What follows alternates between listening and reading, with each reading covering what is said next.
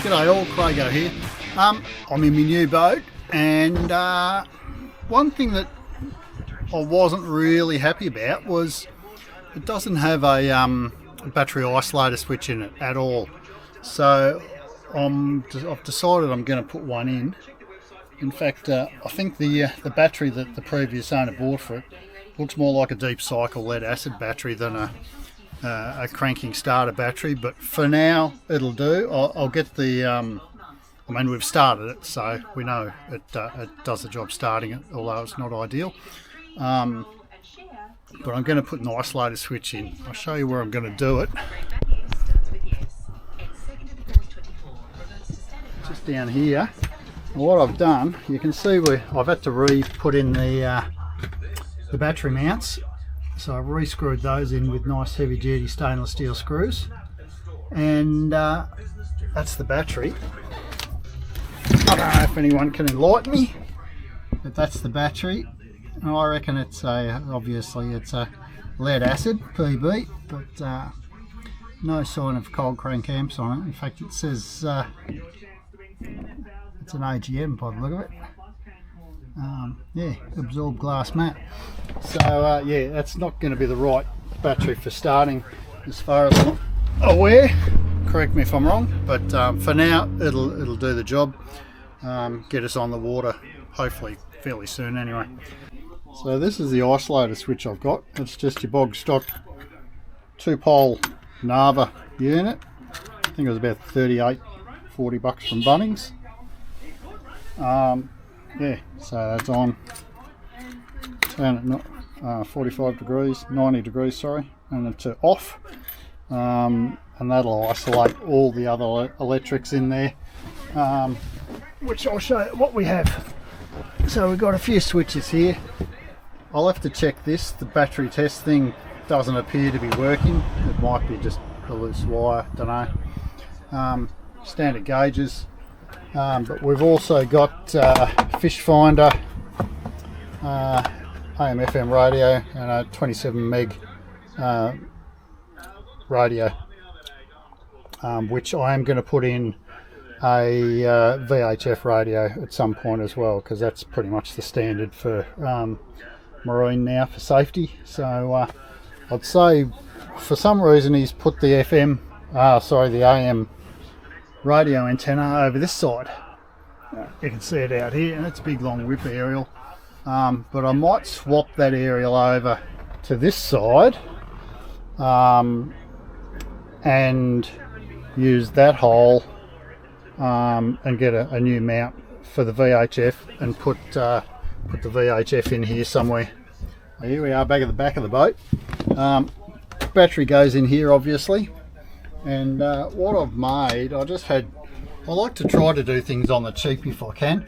I had a bit of Perspex left over from a job I salvaged it from, and so that's going to go in, bear with me, that's going to go in just in front of the battery, like that. I've already scribed it to the side of the hull there, and I've left that bit down at the bottom just for drainage. If water needs to get down there, it can, but it'll be hard up against the battery. The battery mount will go through there and sort of keep it in place. It's not going to be fixed in any other way. It's not going anywhere. It's going to be captive once the battery's all locked in. So hopefully that'll work. And then you can see I've marked the holes for the isolator, and that's going to go up in there. So I've done a bit of stuff before I turn the camera on. As you can see, I've got bus bars from the old wiring, which is pretty shitty. This cable I had left over from another job, so I figured I'll try to use it. It may be a little bit thin. I think it's 6 AWG, but I've seen jumper leads with cable this thin. I can't remember what square millimeters is, a lot of jumper leads have thicker insulation. It makes it look like it's beefier than it actually is, so you got to watch that. But this is this is pretty good quality cable anyway. It's all been pre-tinned from memory from the previous job I did on the camper trailer. So that's going to the positive. All the negatives, we've got another negative wire which I'm in the process of crimping and heat shrinking, and then we'll run the negative through the isolator back to the battery and hook it all up, and hopefully we'll be in business. There you can see I've crimped that terminal on the end. Not really focused, there we go. I've left this one off the other end for now. I've done that for both. Short wires going from the bus bar to one terminal in the isolator switch, and then the longer wire is going from the other terminal in the isolator switch back to the negative on the battery. I've left this longer just to give me a bit of room to get the battery in and out easily. Hopefully it'll work. So what I've got to do, I've got to put some heat shrink on there before I put the other terminal, get it crimped on. So run two of them through. This is the crimper I bought for this other project I did on my camper trailer. It's wasn't an expensive one. I think it was 50-60 bucks maybe. Can't quite remember, but it's certainly done the job. I only thought it might last for just for doing one job, but so far it's gone pretty well. Comes with a heap of different jaws, different size crimps. This one seems to do the job. It's a bit fiddly one-handed on your own, but you can sort of get it done. So I'll just do that. So let's crimp down. So you know the wire's not going to come out, and then you just give it a couple more. Back off the screw. There, we're done. When I do it, I always crimp it so the jaws are in line with the bar. It's just a good habit to get into, because if you're crimping anything into an Anderson plug, they fit better like that way, because you do get a bit of compression on the sides.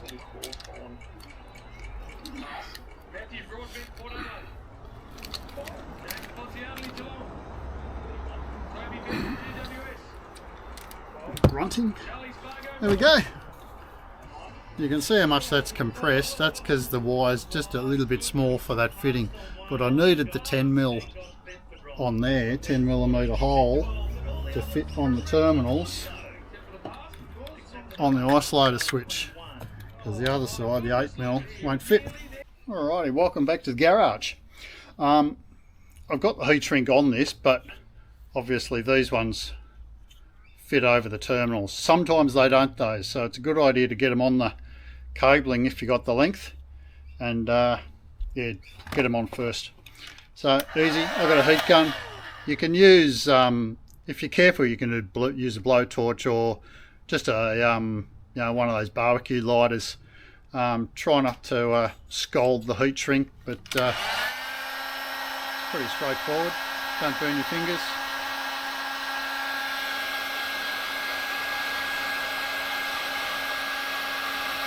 The other side too, nice snug fit, and that one's done. So I've got to do the other side on those.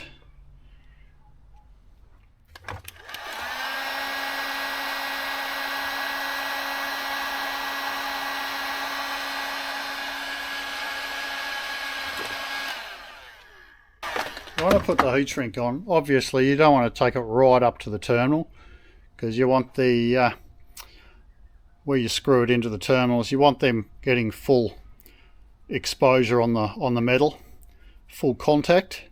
But I try to take it just to the edge of that. Just keeps it all nice and safe. These isolator switches have got little panels you can cut out And if you can see those, if you want to run the wires out the side or out the bottom, I've put a hole in the panel I'm putting the isolator switch on, and I'm just going to run the wires out the back just to keep it nice and neat and tidy. So 10mm will go on that one. Alright, so they'll go through the back like that.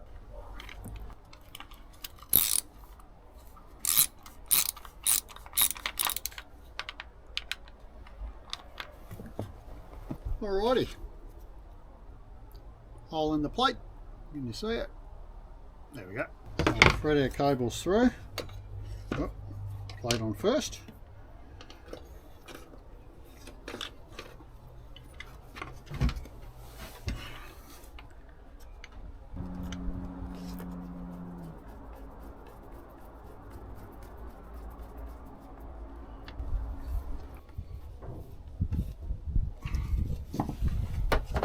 Alrighty, let's see how that looks.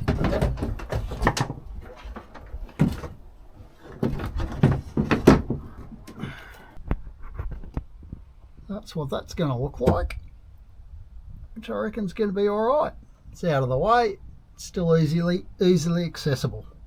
Alrighty, so we've got our bus bars connected, yeah, and I know they're not mounted and they're rattling around. I am going to fix them in a nice safe place, well apart from each other, but for now I just want to get it wired up and just make sure it's all working. So all we've got left to do is connect these up to the battery. Positive first.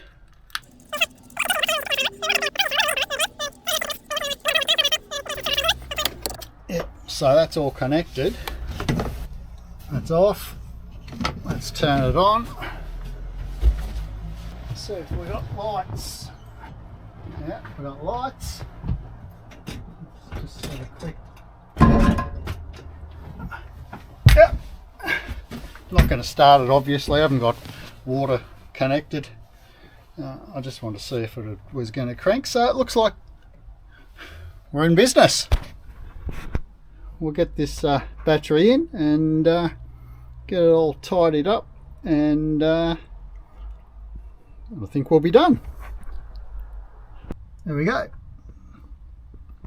All installed. Isolator off. Isolator on.